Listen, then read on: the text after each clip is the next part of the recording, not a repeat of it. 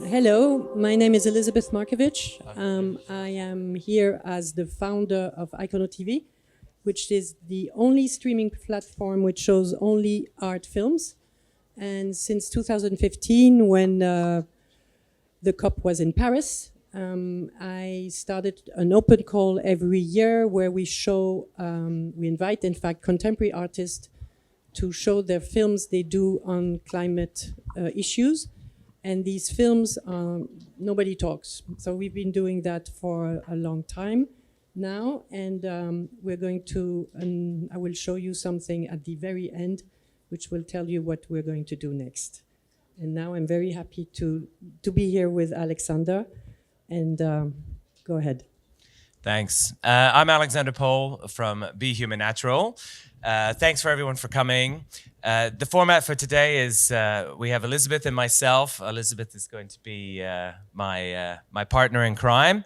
We're going to be showing 20 minutes, a taster of the documentary called Headwind 21. It's a challenging film, and we're only showing the first 20 minutes because it's to make you think. So afterwards, you'll get the details. I encourage you to watch the rest because there's some very exciting stuff. Elizabeth, you had a little homework question for everyone. I have a little homework for all of you. There is something we tend to forget, is to think about us as body. When you watch a documentary or a film, there is always a moment where it pinches you somewhere. And I would like you to notice it when it pinches and reflect on it. You can share or not afterwards because it could be personal. I can tell you that for his film, there is a moment that unfortunately you're not going to see. It did pinch me a lot, but I could say why. So that's it. Wonderful. So we'll be back in 20 minutes. Enjoy.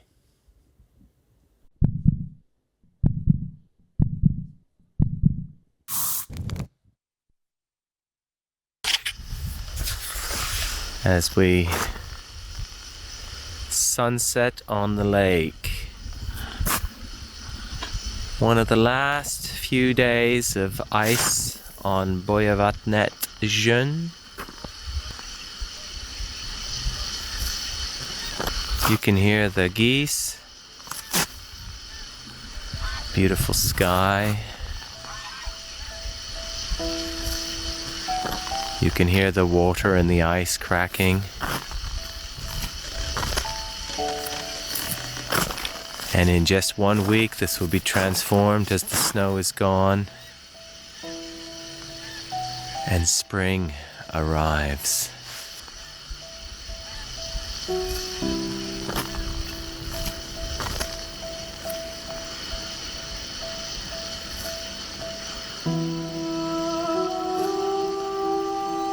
Welcome to the wonderful forests around me. They are full of biodiversity, red list biodiversity, peace and tranquility, beautiful trees. But it's all under attack. So, you know, this is today, and welcome to the future. You probably see behind me absolute devastation.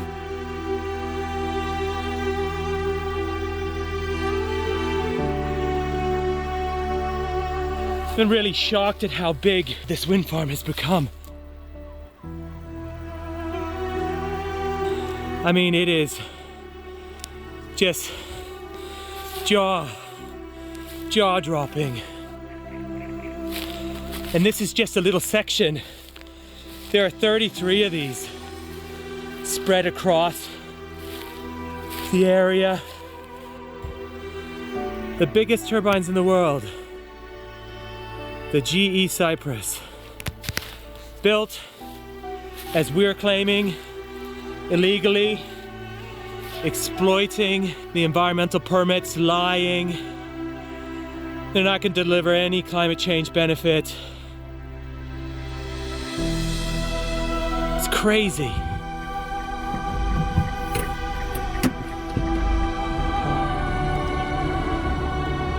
We've got to look for beauty. We have to be creative, we have to be creators and contributors and not destroyers and consumers. That's not the way it should work.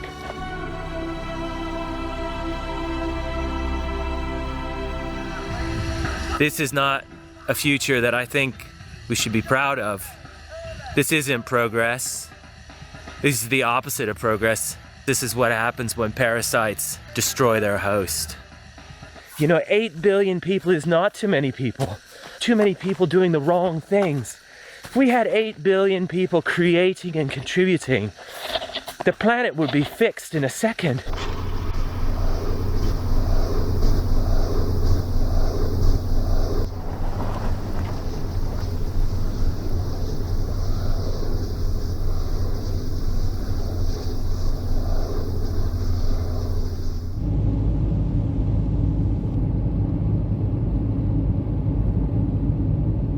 As a filmmaker, I'm receiving stories on a daily basis.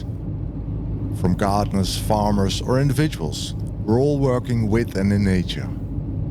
Finding innovative ways in order to create the balance we need to simply survive and protect. They're all sending me their view how we can contribute to our planet and at the same time leading a rich and fulfilled life. And that's the complexity of today, right? Because to be honest, we're all fed by the monster of wild uncertainty driven by politics and institutional fear. Where the holistic puzzle of life has become a psychedelic artwork, which no one understands anymore.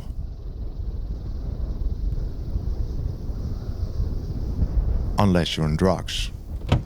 Which in some extent I believe we are. But this story somehow was different. So I asked him for more details. Everyone seems to start with their credentials on these types of videos.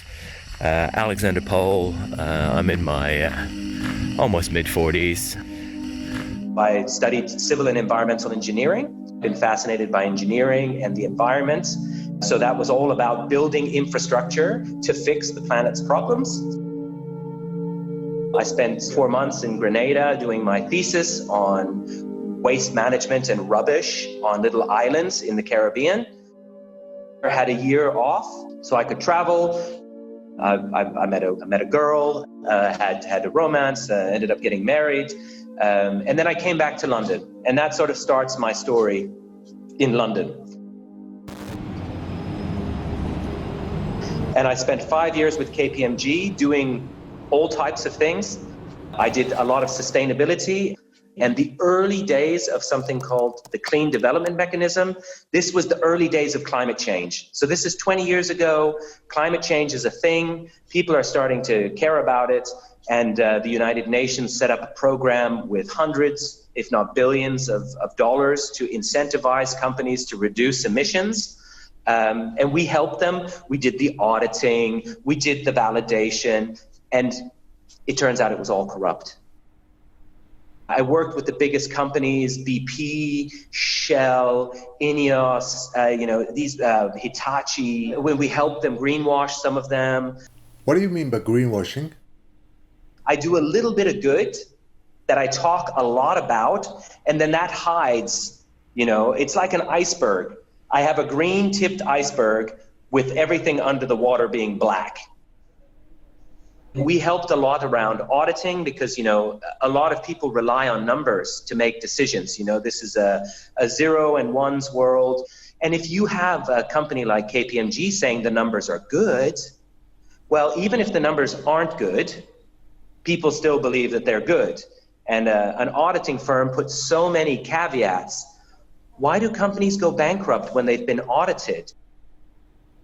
Well, it's because there are so many caveats that say, well, based on the information we saw, it looks okay. And it's always, it looks okay. It's not, it is okay.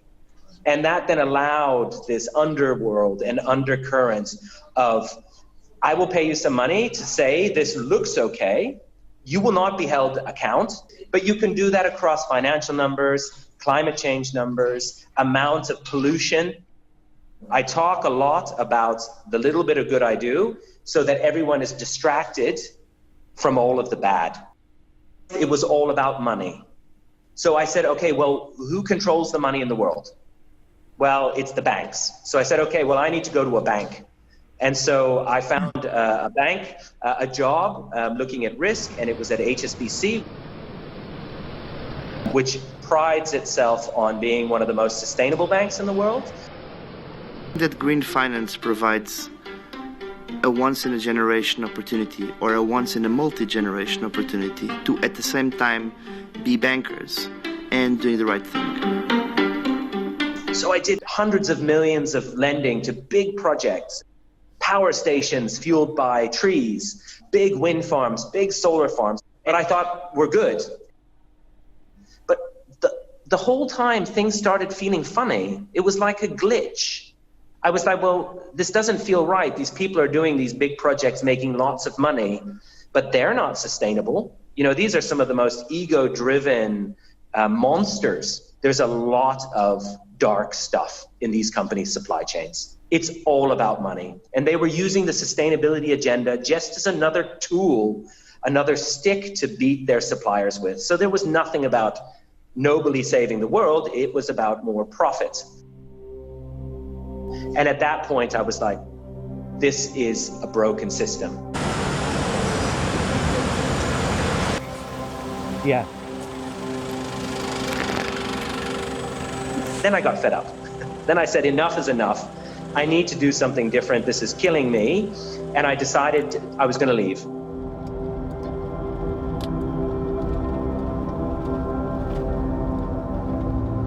I looked at places like New Zealand.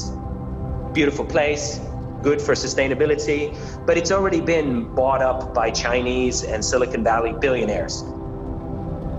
Then I looked at Chile and Patagonia, politically unstable. Then I looked at Canada, too close to the US, and the industrialization of nature is pretty advanced there. Then there's Russia, didn't really work, and I was left with Sweden.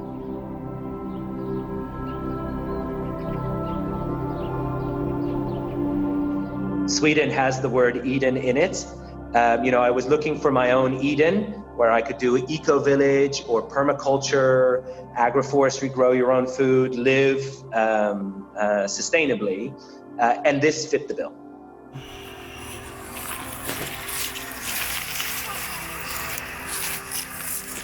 It feels so good to be safe in nature and to be in a place where I feel that I can breathe fresh air. Oh, I mean, it's just so good. I want to get away. I want to be free. And here is the waterfall. Wow. Here we go. Absolutely incredible, double, complete rainbow. Baby reindeer. Isn't that incredible?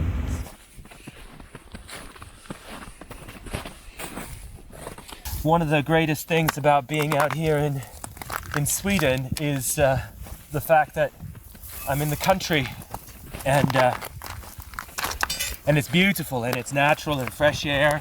Thinking about our individual purpose. And my purpose for the moment is to get cold.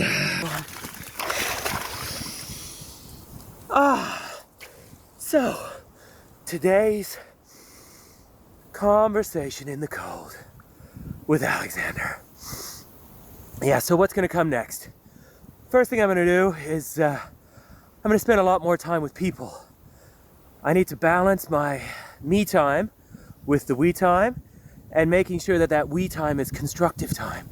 So helping make other people's lives better, help make my own life better, help create, to build, to share. So my wife will probably give me a hard time, but I want to have people over for dinner. Want to go over to people's houses for dinner. Want play dates for the kids. I want the kids to play in groups and to run around and run a bit of riot. I want to give more than I take.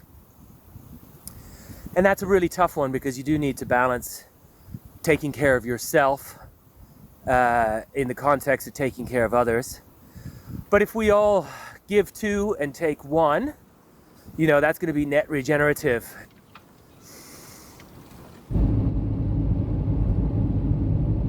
It was only through random conversation with someone locally who had said there had been a meeting about a wind farm.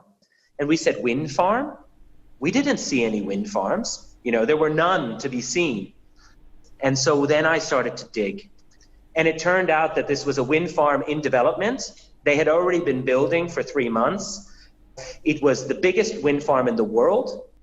It was all really confusing to me. I'm in a natural place with Natura 2000 protected. Everyone talks about nature and how important nature is for health and well-being. And then there's this basically industrial power station over hundreds of kilometers, square kilometers of forest. It just didn't make sense. And then I started digging. I removed the facades and I could see behind the curtain. And then I started seeing the money. You know, this money thing that I had tried to run away from. These people are everywhere. You know, this is a systemic corruption. And that's why I persisted with you. And when people listen to our conversation and see the broader story, they can start recognizing those patterns in their own lives.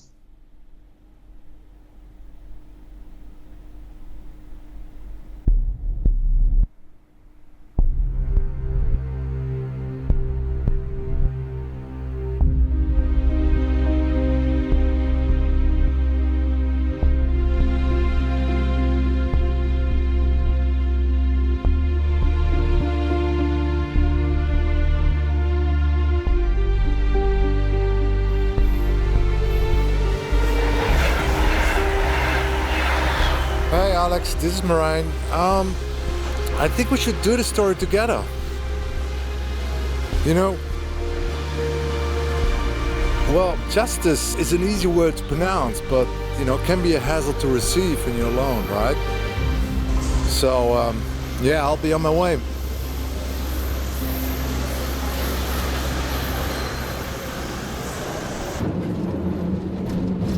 There is a moment in the film that you haven't seen yet, because all the film is about how do we produce electricity, and the fact that we are building more wind farms or whatever for electricity. And there is one moment where you say in the film, we have enough electricity. So my question is, how come we have enough? And the electricity we're producing is not properly produced. Mm-hmm. So what would be for you the solution? There's an economist from the 70s that I recommend everyone read his lectures. He wrote a book, it's called Small is Beautiful, or it's in his lectures. His name's E.F. Schumacher. And he really talks about appropriateness and appropriate technology and also appropriate consumption. And my personal conclusion is that the world does have enough electricity, just like we have enough food, but it's a distribution and a use issue, right? We use electricity, which is a gift from God, I guess, if you want to take an example from some perhaps controversial things that were said this last week. It's a gift, but we treat it like it's worthless, right? And we waste it all the time. We're relying more and more on electricity when humans could actually do it, you know? And there's nothing wrong with a human doing something, right? Human power doesn't require big industrial facilities. So my point literally is if we did an analysis of the appropriateness of our use of electricity, we would get rid of most of our electricity because we don't need it. It's used for pointless things, including now ChatGPT. No offense to anyone who thinks AI is going to save us. But the water and electricity usage of AI will exponentially increase, and you do not understand how much electricity will be needed to run the digital world that we're being encouraged to go to. Well, I can reassure you, I have friends working on that, and they're already divided by 100 the cost of electricity. Mm-hmm. So we will get there. But nevertheless, we still need electricity. There is something you say here, which is you want to give more than you take. Shouldn't that be the philosophy of our corporate in general? 100%. So again, quoting E.F. Schumacher, he says appropriate technology or appropriate behavior is something that doesn't take away from human dignity and that actually is additive to nature. And it's sort of a fundamental two-pillar approach I think we should be taking for all of our economic models and all of our corporates. You know, is the corporate producing a product that is actually enabling human dignity and humans are able to do more? And also, is it making nature better? So, you know, a great example is, man-made fibers, you know, such as nylon, polyester, that many of our clothes are being made of. One would argue that we have natural fibers which can already do that. Why are we not doing it? Because it's more expensive to use natural fibers than man-made fibers. So again, I would say that you have to look at it very objectively and really ask questions that we're not asking now. Because if we ask them, many things would fall away that are a source of the problem. It brings me a bit on the work I do with artists. I realized that when I started in 2015, working with artists who do films on environment, I realized that at the time I was having difficulties finding just 50 artists. Today I have difficulties finding 50 artists among 1,800 submission, to show you that artists are more and more engaged at that.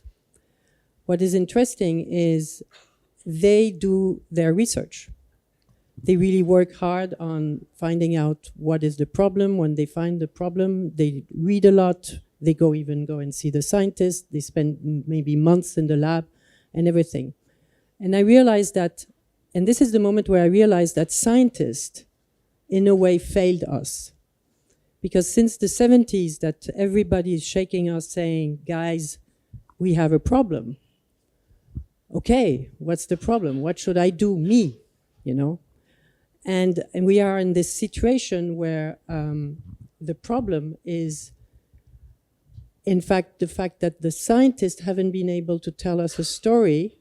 And it brings me back to what I was asking you at the beginning. I hope you don't forget what did pinch you, if something did pinch you. That the scientists are not storytellers. And because they're not storytellers, everything they're telling us is just big data, and it doesn't touch us. And when I say us, it's us as individuals, but it's our leaders. Leaders are human beings, nothing else. So they don't know how to react.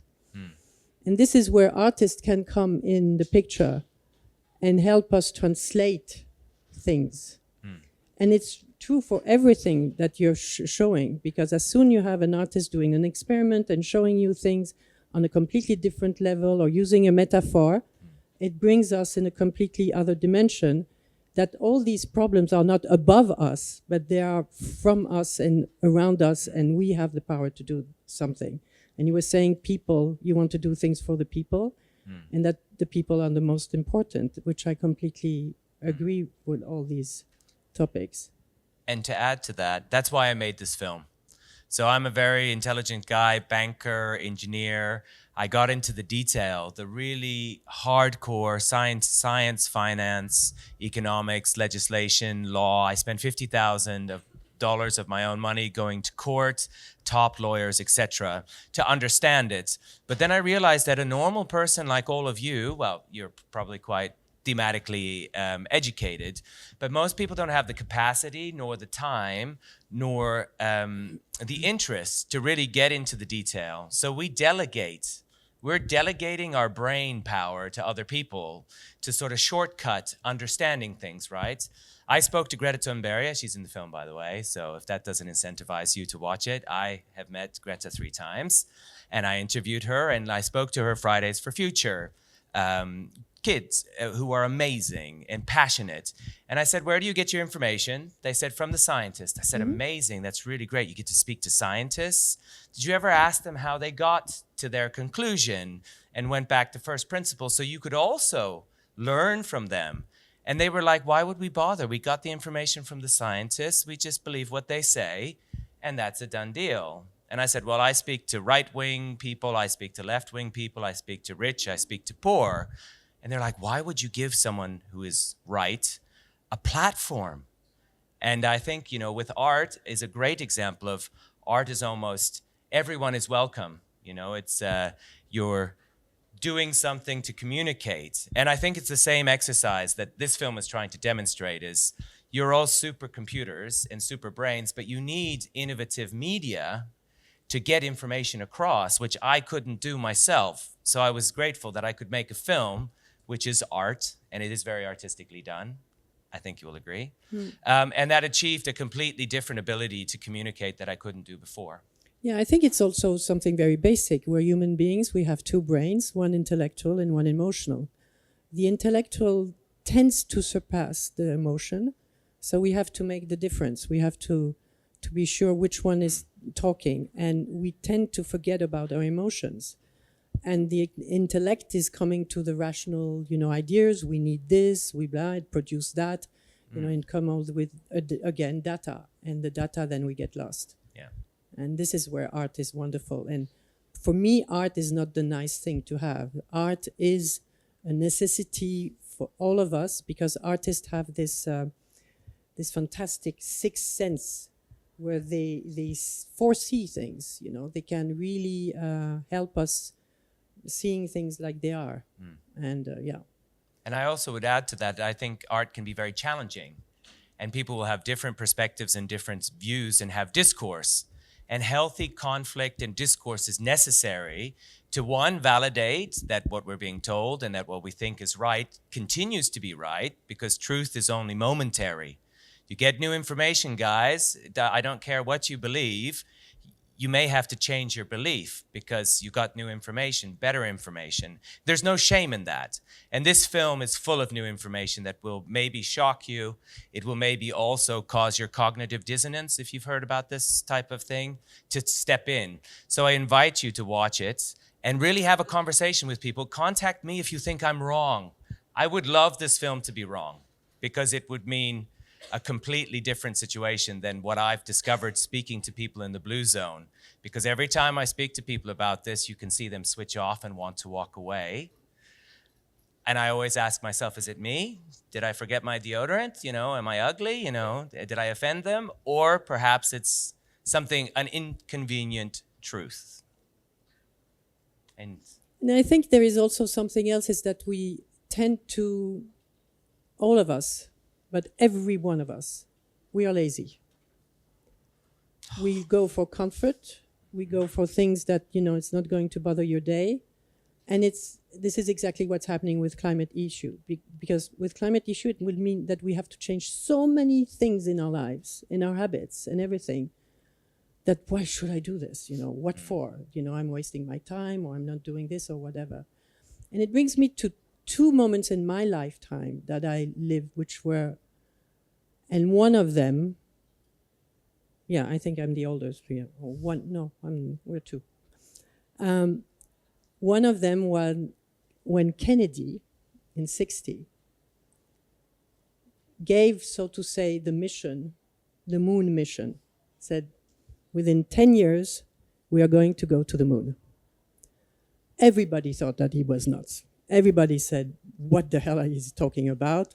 We don't even know how to properly almost fly, but that was really extreme. Because he had this charisma, and then people said, okay, let's do it. And they all did start working immediately, and they did it in less than 9 years, meaning we can do it when we are on a mission. Mm-hmm. And this is one of the things I love about COP in general, is that every one of you are on a mission. You're here to do something that you think is good, but we're all in our little bubbles. How we can put things all together. And this is again where I think art can do the thing. The second thing, and I won't take too much time, we all did live the COVID. And what did happen in the COVID? We were ordered to stay home, not to use our cars and whatsoever. Meaning when there is a problem, we can do it. So I'm not saying we should all stop living like we did stop living in COVID, but we must find a way to switch, and that we all agree that we have to switch. And this is again where creative minds can help. Yeah, and it's very interesting because I agree with you that we do have the solutions. I call it Nature 2.0. So bringing indigenous and traditional ways into the modern day, because even indigenous people often explain that some of their traditions are no longer relevant in the modern age of technology and so forth. But it's also very fascinating because I was at a youth panel with some children at the Nordic Council, and these children were talking about, and I asked them a loaded question, but I was not trying to direct them. I was just asking them about nature. And innately within them was a spark that lit. And it made me come to the conclusion that we are naturally natural, right? That's our natural state. And we have become fish out of water, you know, with our over-reliance on technology.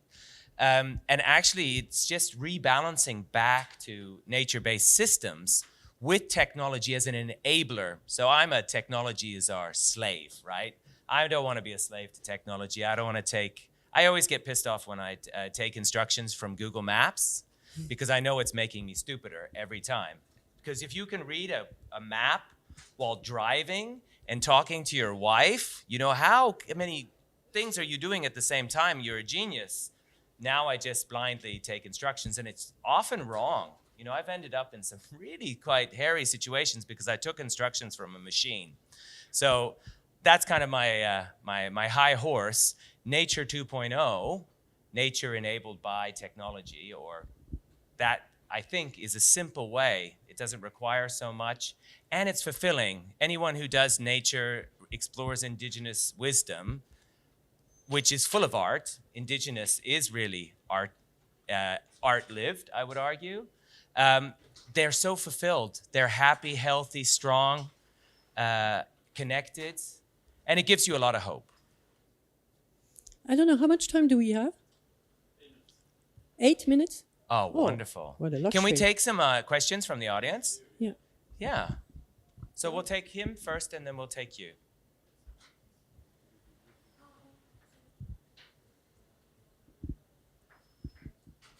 Hi, everyone. I think, you know, this COP and other organizations. Hello, can you hear me? Yes. I think people are worried about climate change. They are doing really seriously right now, and they have to. So don't you think it's enough for climate change in future? In a positive way? I really appreciate that question, because I appreciate that we're having a profound impact on the climate. You know, we can debate, you know, what human activity has more impact or less. But in parallel, we have a COP 16, which was the biodiversity COP. And I asked, how does the biodiversity COP intersect with the climate COP? And you know, it doesn't. There's no one doing bridging between the two COPs. And I said, and my film will represent this, and I have a lawyer and an indigenous lawyer talking about it, to say that actually renewable energy is detrimental. And you cannot deny it, you know, where the minerals come from, where it's placed, its operation, etc. It has a negative impact. And if you build it out, eventually that impact aggregates. So I always ask the question, it's 2050, we've all hit net zero, right? Oh, wow, we hit net zero, we can do it, but we're all dead because we've poisoned ourselves. You know, the Lorax, if you know Dr. Seuss, the last, you know, we're basically building needs because these are these things that everyone needs. So I'm just asking, is anyone asking that question of the unintended consequences of some of our heavy green industrial climate solutions? And if not, why not?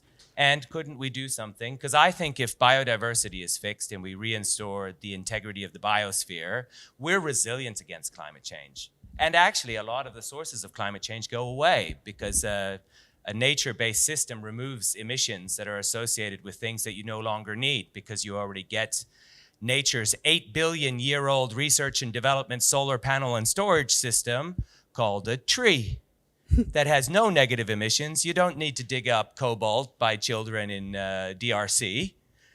When it's done, you can use it for housing and clothing and food, etc. And I'm just really amazed. I love the 1 Trillion Tree Initiative, but it's not really getting much attention. you know. And I'm not for monoculture forestry because I live in Sweden and we've cut down 90% of our ancient trees. But again, you know, a nature-based system, most problems go away, employment, economies all recover, and we're climate resilient. So, But you know why the COP16 failed? oh, I thought it was a success. No, Oh, it was a failure. Please do tell in 30 seconds or less. exactly because we are lazy. Okay. It was the discussions were taking too much time, and they all left before because it was Saturday. They wanted to go back home, so they just left. So these are our politicians. Yeah.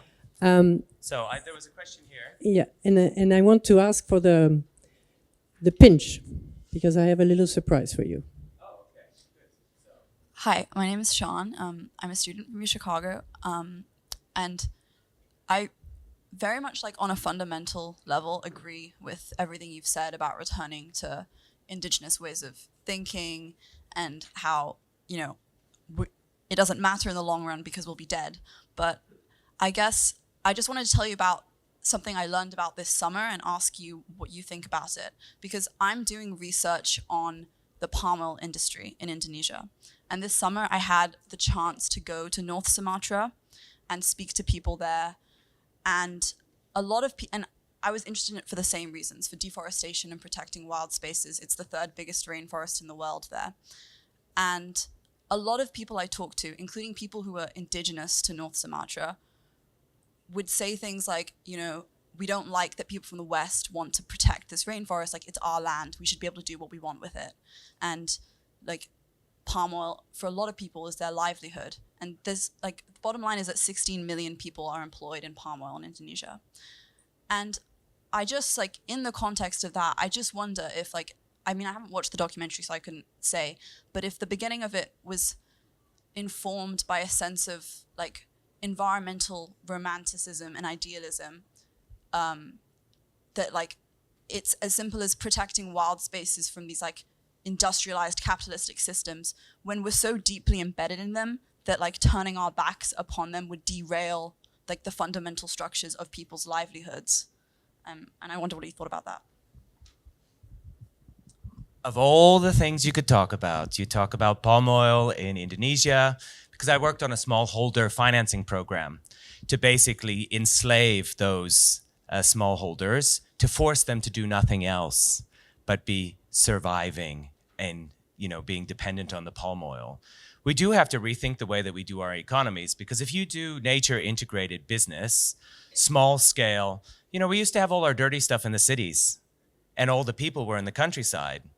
Now all the dirty stuff is in our cities and all our people are in our cities. What are we doing, you know? We're standing next to chemical plants and you walk around and you can't breathe the air and so forth. So we do need to fundamentally think about it. And our corporates are to blame for basically enslaving us. You know, if you think about the pharmaceutical industry wants you to stay sick. The food industry wants you to be lazy and never cook anything for yourself, so you buy ultra-processed food. But it's us, individuals, empowering and asking the questions, because there are really amazing people here who are accountable, right? There are trade associations and so forth. And if you are asking these really good questions, how do we lift people out of essentially slavery? And most of you are slaves, right? Do you have a mortgage, right? You are a slave to the bank. The bank owns your house and has given you the right to live there until you pay the last penny. If you don't pay that penny, they take your house. So you have to make decisions based on, can I continue to pay the bank? And I knew that when I was at the bank, I couldn't be honest, I couldn't be authentic, because I would get fired if you're not towing the party line. So the short answer is, we do have to retool, but actually the retooling takes us to much better systems that sets people free rather than keeping them in various forms of slavery. So it's a really good question that is very relevant to me, because I was working on a financing system using AI, mobile phones that would have enslaved these farmers forever, because, you know, financing systems are just, they're really not very nice, you know. And I was doing really unnice things. That's why maybe this is my form of trying to repent and give back. But I think I'm giving back to a better world, rather than one of these of desperation where we just say, oh my God, we're all gonna go to a worse place. I think we go to a better place if we go to Nature 2.0. Okay, so Anybody had an emotion? Something emotional? Here, you can go there and I will go here. We don't have so much time, Hello, so we have to be quick. I'm Patricio from Patagonia, Chile. Very short. What do you think of electromobility? Electromobile, the new mantra of the green economy, electromobilization. When you use Electric cars, electricity to rule all the world. You mean electric cars, for example? Electric cars, electric it's houses. It's just a problem we are putting the problem somewhere else. Yeah, we know that, and that's because now this is the green mantra that everything is going to be electric because renewables, and that's a problem. That's we not think the of all solution this. either. Yes. No, it's not. No, I was just going to say, it sounds like the opening credits to Skynet. You're damaging Earth. You're damaging Right? Earth. Anyone knows Terminator movies, I'd say please watch it. They have exactly these kind of conversations. Let's just hand over autonomy to AI and electrify everything, digitally connected. I think if we go back to nature, again, all these issues go away. And we don't have to live in caves. So don't give me that. Yeah. So. Oh, no, I'm good. I'm off my high horse now. My name is Kader Alkan. First of all, thank you for coming in Azerbaijan, and your efforts and your work so special for us and for me and from the earth. Thank you for such videos and the cold conversation, and congratulations to your ice butter. And all of all things, I want to say my opinion in one verse. Hubert River said, "We are at the war with nature. If we win, we are all of lost." And I think your both of the efforts and works to save nature, I appreciated it. And I'm a member from the earth.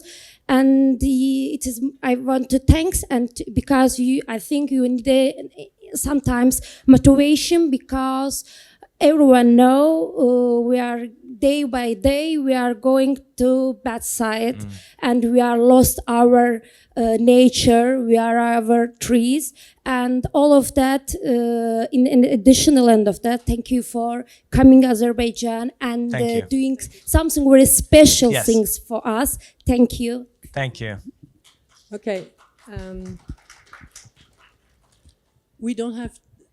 Can we just put the one video? It's 50 seconds. Can we or not? Oh. Okay. Well, good. Well, then we will close out with a big thank you to you all. You took a risk coming today because you cannot unsee this in beginning, and you cannot unsee the rest of the film. And I'm not trying to influence you. I'm trying to give you new information so you can create your own conclusions. If you agree or disagree with me, I have a website for my business called Be Human Natural. You can find my email address, and I welcome you corresponding with me, because I want to be wrong. I want to be wrong. I walked around all the financing institutions talking about $4 trillion being released. It's the big green short. If you watch the Big Short movie, we're in the midst of the big green short, if I'm right? You heard it here first, but I want to be proven wrong. So that's your challenge from me, at least. Elizabeth? And if you want to watch some films, go on ikonoTV.art or download it on your smart TV, because it's all over the world. And you go under channels, and you will see 5 channels, which are called Art Speaks Out, with different themes. And this is just art, and enjoy.